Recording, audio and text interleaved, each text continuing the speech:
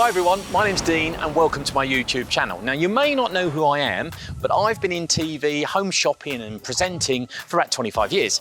Now people have always told me this is the programme we're doing, this is what we're going to be talking about. And I thought it'd be a real good change to do what I wanted to do. And I love learning about stuff. And today I thought, glass blowing, how did he do that? Not mass production, but individual bespoke glass blowing. I'm here with Stuart Hearn. He's one of the best guys in the country and he's invited me in to show me how it's actually done. And I think you're going to be amazed at what he's about to show us. Come and have a look.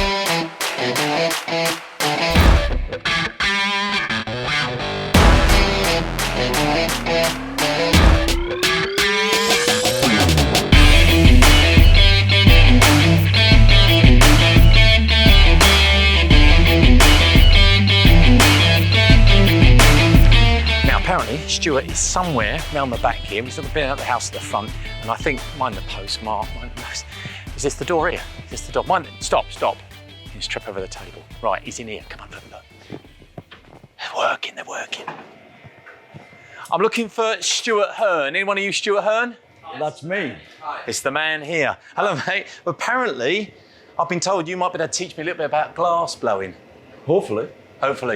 Well, I hope so, because that's what I'm here for. Okay, well, hopefully you came to the right place and we can actually teach you something. All right. Have you brought the money? Didn't bring any money. No, all right. Oh, well.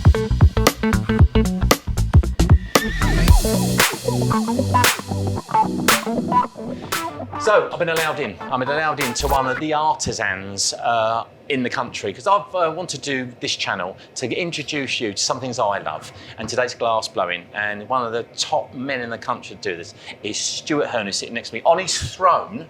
It's your throne, isn't it? I've noticed, most of your work's done here, isn't it? Yeah, there's a very limited space we work in, but this is the glassmaker's chair, so... Tell me about you. Stuart Hearn, you've been doing this how long? I left college in 1986. Did you? I've done it almost every day since. So what brings you to glass blowing as a young man? Pyromaniac. Pyromaniac? Every glassmaker I know is fascinated, or as a kid was fascinated with fire, but I'm still fascinated with fire. My missus would love this then. She's fascinated by fire. Yeah. If we can't go camping or anywhere, or we've got a log burner, she has to light the fire. She's totally emasculating, to be fair. Fire's an amazing thing, isn't it? Well, it brings life to the And for place. me, I just feel like I'm playing in the garden with fire every day, so I love And you it. love what you do. And I think that's the thing in life. If you're blessed, if you love what you do for your work, it's brilliant, isn't it? So you do commissions. Yeah. You're really well known for your commissions. What's your favourite work? What do you like to do? The things I actually really like are the things that I have to really think about, Okay. don't necessarily know how to make, Yeah. or I'm given a brief and then I design my own work to it. You're known for your work with colour Colour in in glass. quite simple forms, really. Yeah. Now I've been looking at some of the work out at the front there, and some in the display at the front, and it's incredible. But there's one thing just that we're going to look at today is the feathers, which are stunning. And it's interesting with all this huge work you do and the colour. They look quite simplistic, and they've been really popular. I mean, tell us very quickly, how did the feather thing come about? The feather started because Catherine, my wife, and I took part in an exhibition along the River Thames, and it was to do with the river, the environment, the history of the river. And one thing I'm interested in also is birds. So I decided to do an installation of feathers. And then from that, I had people requesting the feathers for all sorts of things, for births, to commemorate deaths. We decided to focus on the feathers more. Yeah. And really our hashtag for the feathers is a celebration of life. Yeah. I didn't realise, but I told my mother about what we were doing, and she said she's always collected feathers since Did you my know this? father. No, never knew at all. She collected feathers. Since my father died, she's always collected white feathers because she believes it's an angel has left a sign for her. Yeah. So when you go on the website, you can see my mother's tin and her hands, the making process, and people are people are buying them for not just for death, but for celebration. Sure, yeah. Now, we're going to do that. Well, somebody say we, it's the royal we, obviously, because I've been told that I can't touch anything and stay out the way. But I'm here to just learn a little bit about it. We are going to focus a bit on the feather, because I love the feather. I think you guys are going to love it as well. So without further ado, we'll talk more about you later, because I think we want to get cracking on. Ladies and gentlemen, welcome to the world of Stuart Hearn. You're just about to learn something. Maybe, if you get a chance, go to his website, check out some of his stuff. You will be blown away, and you'll never look at glass the same again. Should we crack on? Okay. Let's do it.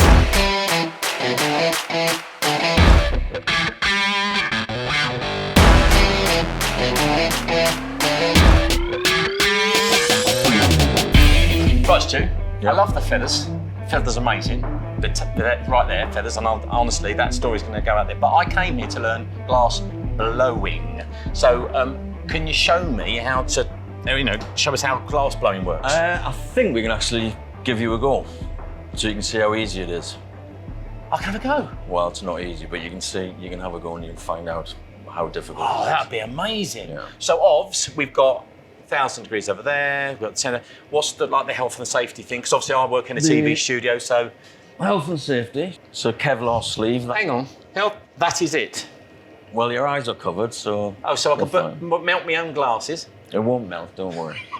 So I'm done. I'm ready for glass blowing. So let's do it. Well, what's the process? First of all, we need a blowing iron. Right. These are hollow, so we can blow down them. The ends of the irons need to be hot, because hot glass won't stick to cold metal. Now, I know, a little bird told me, right?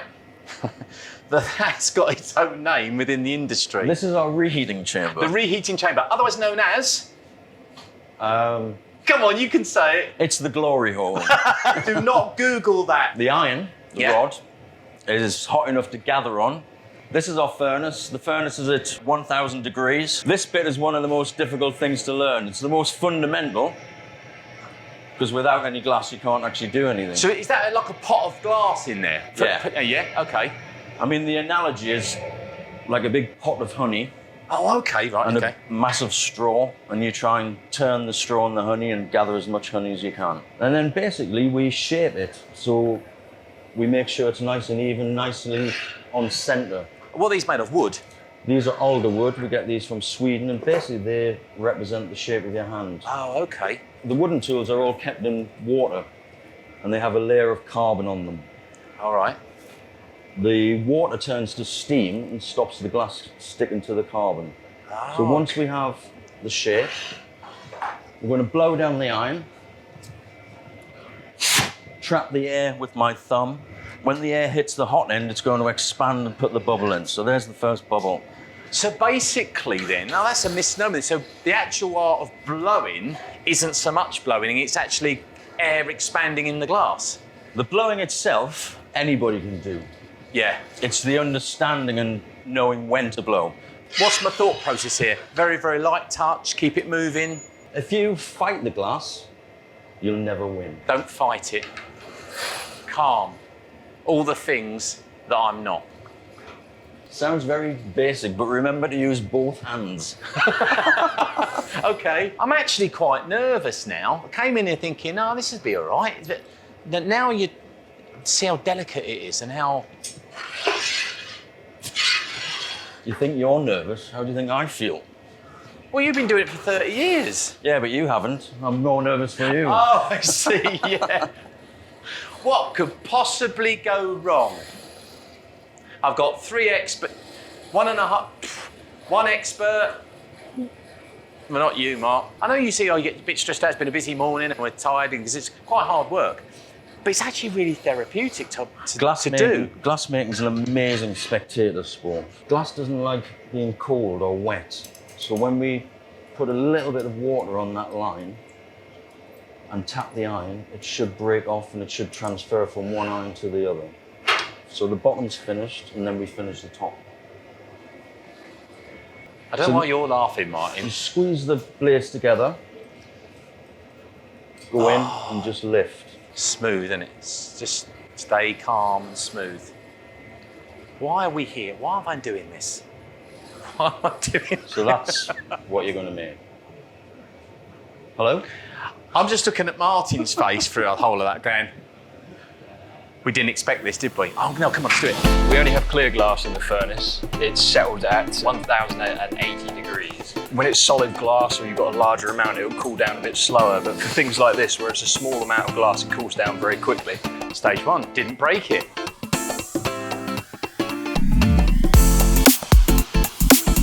Don't squeeze too hard. Okay. Don't squeeze too Oh hard. God, it's hard not to squeeze.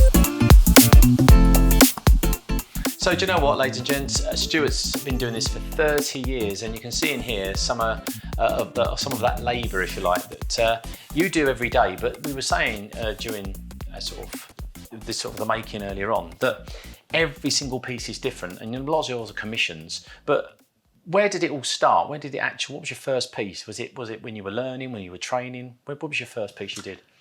I think like every good mother in my mother's house, a tiny little piece of glass. Talk us through some of these things, because I mean, you're known for, as I say, colour. You're very famous for the colour and the work you do with colour. But there's some really interesting pieces in your gallery here, and I'm interested in this because it's one of those things you look at, and as a layman, you go, "How did you get all that inside of there?" So, what's the story about this piece? This piece is actually based on the northeast of England.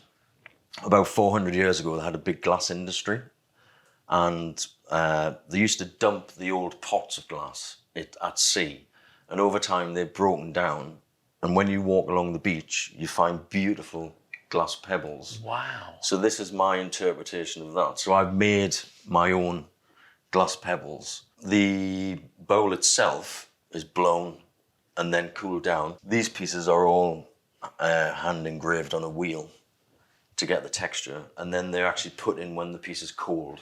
Right. And then what we've done is glued a base on and ground that in, so the base and the little pedestal it's on just looks as though it's one part of the piece. You've done a smaller version of that when you started I out. first started off making them when I was at college, and really this is a bit of showmanship because I couldn't do this sort of stuff when I was at college. So you brought it forward. Yeah, and sometimes it's really interesting to revisit ideas because you don't always finish an idea. No, sure. And you never really know when it's finished. So And that's art, though, I suppose, isn't it? How's your hand doing? Right? It's fine, it's absolutely fine, but it's just so delicate. It just, literally, the tiniest movement and the whole thing goes. And the coordination is unbelievable. Let it fall on centre again.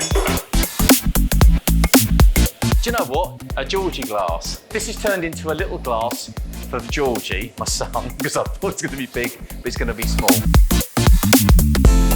Let the piece fall down. Yeah, that's pretty cool. I like it. Okay. And the vases, again, there's something you do a lot of colour with, which in these are absolutely beautiful. And this is the sort of thing I assume people come back to buy. Well, we have a small production range, and the lamps are part of the range. So there's 2 sizes of lamps, 3 different coloured shades, and 6 combinations of colour. So there is quite a choice. But I want to take your attention above, because it isn't just about lamps and things. It's about anything you want made. I mean, this is something you've done many times, which is a one-off. The chandelier, they're made to order. Yeah. So basically, we make them when we want. We've also used them for exhibitions. Really bizarre stories. I exhibited one in China in a competition and actually won a car. You won a car? Yeah, I got the gold prize. The Splendid Gold Medal, it was actually called. I won a few things, but never a splendid gold medal. I was thinking I was going to get a gold medal, but actually I didn't. Just run that across the base to make sure it's nice and flat. Push a little bit. Good.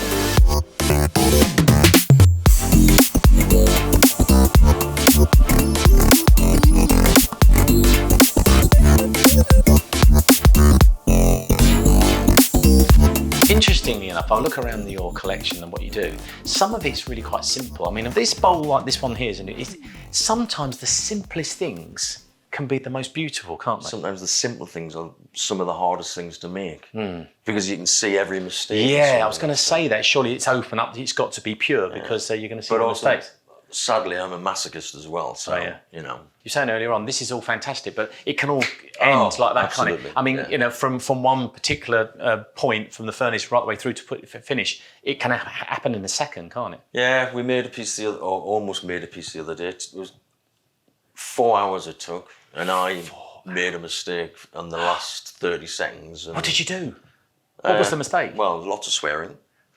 It was just hot, and as I turned the iron, I didn't turn it nice and smooth, and it just went wrong. 4 hours of Yeah. work. We've remade it, and actually, touch wood, it's fine. It's still in the kiln cooling down. It's for an exhibition which we're involved in later on this year. Like I was saying before, we make everything back to front. We finish Yes. the bottom, then we finish the top. Then we're gonna do the top. So now, you need to use the jacks. Right, Okay. lean out, have a look, keep turning your iron. There we go. Okay, bring the blade out. That's better. Lovely. Unbelievably therapeutic, this. For the first go, it's very, very good. It's got character.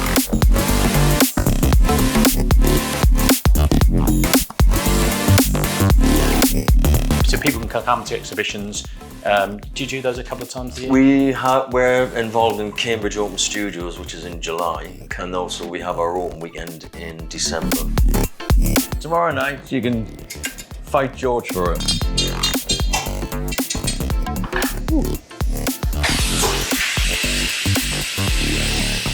It has to cool down slowly, otherwise it'll crack. So this kiln is actually 500 degrees.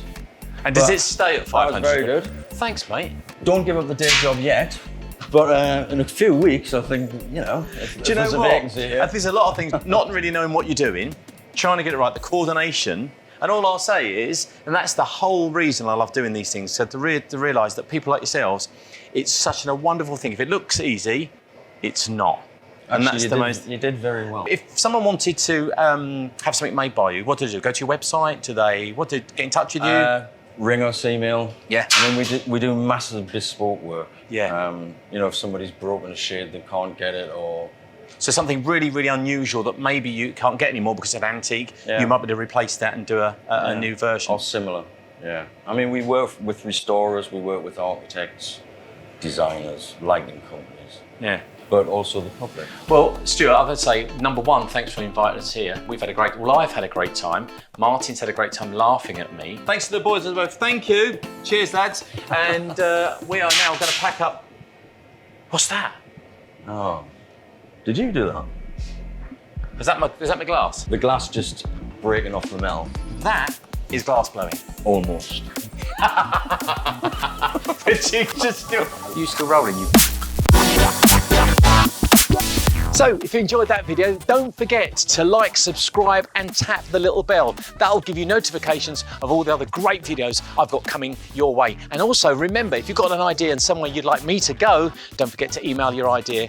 I'll see you next time.